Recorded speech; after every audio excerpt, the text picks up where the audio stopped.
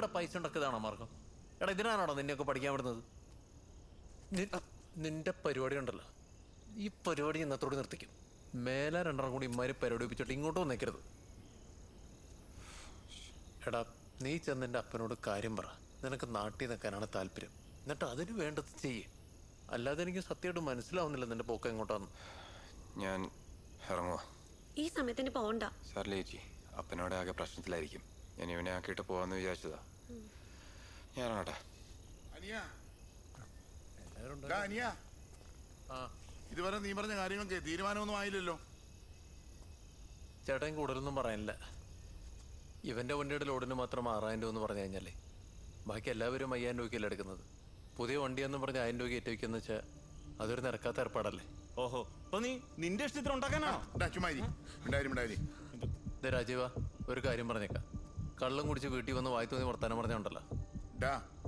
ഇപ്പൊ സംസാരിക്കുന്നതേ ഇവനല്ല, പാർട്ടിയാ.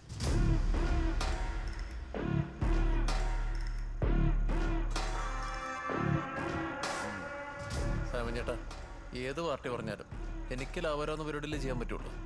ബാക്കിയുള്ളവരെടുക്കുന്ന അതേ റേറ്റ് ഇവന് ഞാൻ കൊടുക്കാൻ തയ്യാറാണെന്ന്. പ്രശ്നം കഴിഞ്ഞില്ലേ? നീ കൂടുതൽ ന്യായീകരണം ഒന്നും പറയണ്ട. ഞങ്ങള് പറഞ്ഞേ നേർ കേട്ടാ മതി. എന്ത് കേൾക്കാനാടോ? സൗകര്യമില്ല.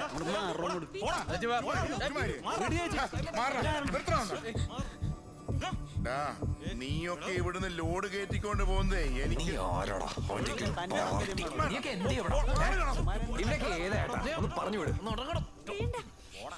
സാമൻ ചേട്ടാ, എന്റെ ലോഡ് ഇവനെടുത്തോട്ടെ. പറഞ്ഞാ മനസ്സിലാവില്ലേ? രാജീവ്, നീ ലോഡ് എടുത്തോ. വന്നേ. വടാ, ഞാൻ ആരാന്നേ നിന്നെ കാണിച്ചു തരാം കേട്ടോ. വടാ.